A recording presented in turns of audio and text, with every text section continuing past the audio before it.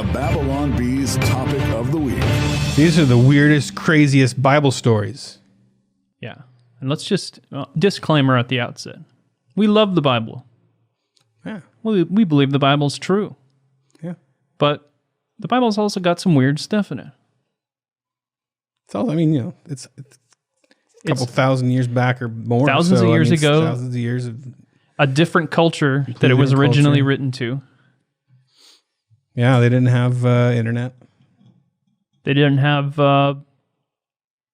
Starbucks. Movies. They didn't have malls.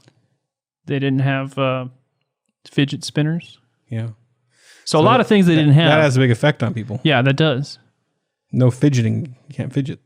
So there's just bizarre stuff. And you know what's cool about that? I do think this is cool. Okay.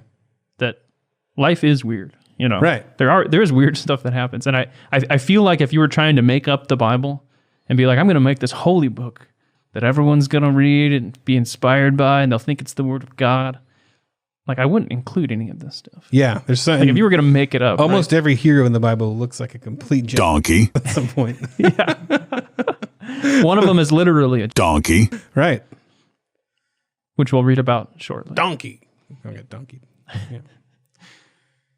So, anyway, how do we read this? But this is the kind of stuff that you won't hear in your Sunday morning sermon.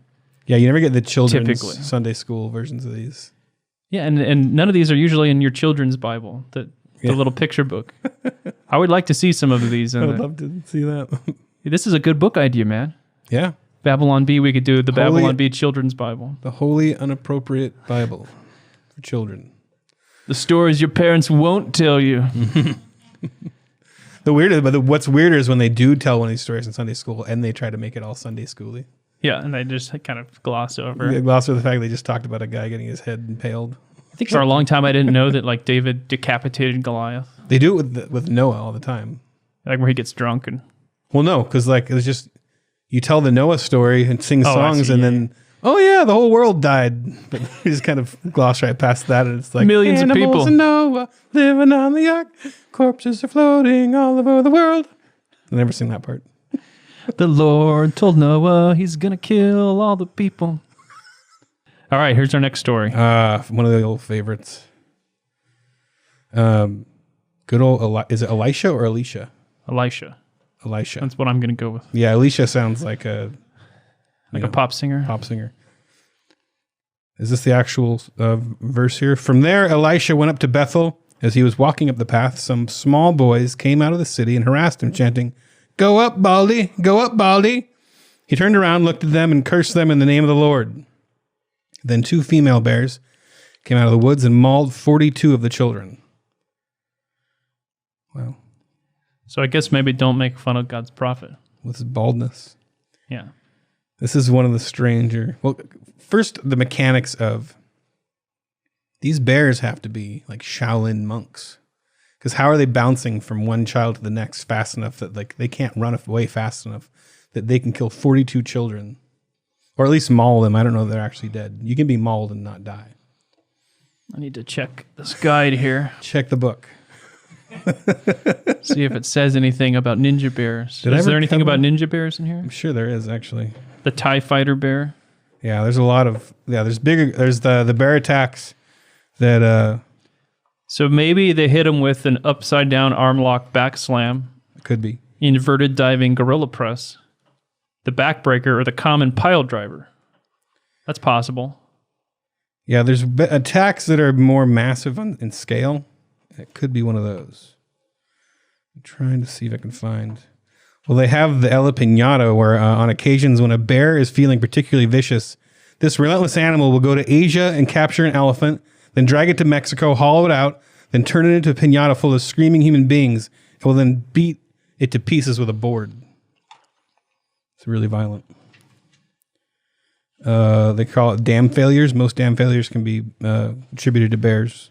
Anyway, yeah, there's a lot of things that bears do. Barricanes. It could have been the Australian drop bear that just falls from the tree and attacks you when you're least expecting it. Do you have a chapter in here on the different types of bears? Is that one of the...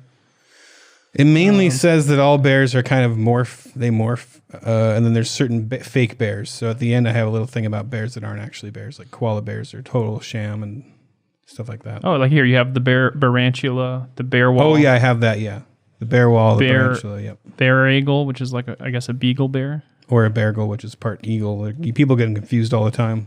The bear boon, octobear. Okay, it could have been an octobear. Easily, because if you've got 42 kids, yeah. So it could have been 2 octobears. Maybe the original like translation she means octo. Yeah, sometimes we lose something in the translation. Gets lost. So Elijah summoned 2 octobears from the woods, and they kill these kids. So what would the Sunday school lesson be if you were to actually teach this? Because you're a little more pastoral than I am. You've been a pastor. So I've been a youth pastor. Let me think.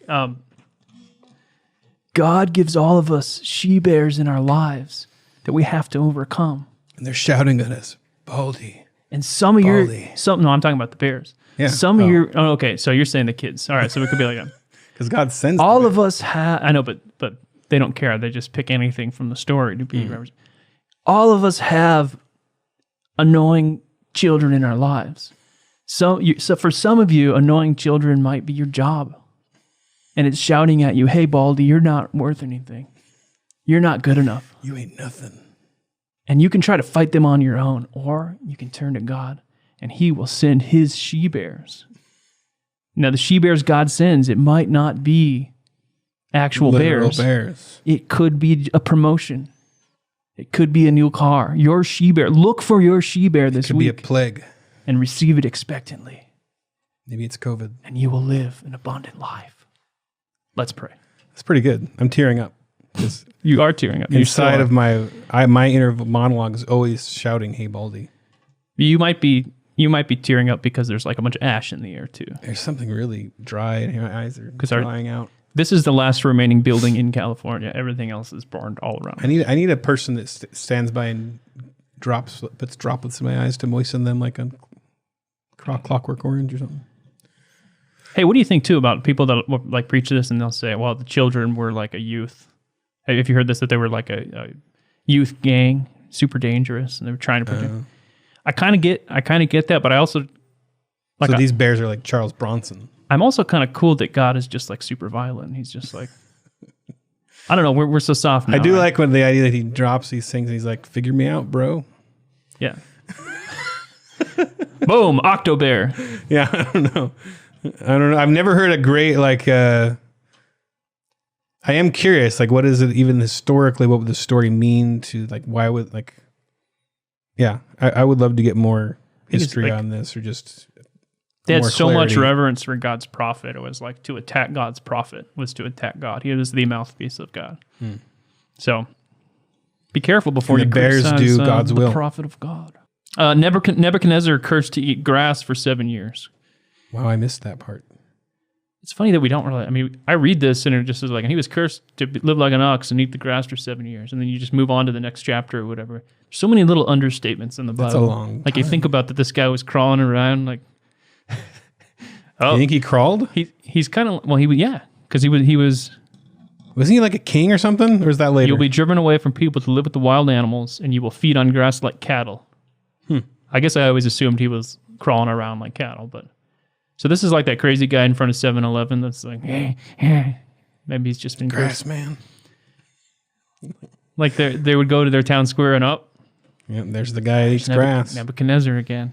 Yeah, like I had a guy that used to walk around town with a tennis racket all the time, and he looked like Colonel Sanders, but he had like a bucket hat, and his name was Crazy Bert. And if you asked him why he carried the tennis racket around, he said 2 reasons: 1, self-defense; 2, because I'm the foremost authority on all sports.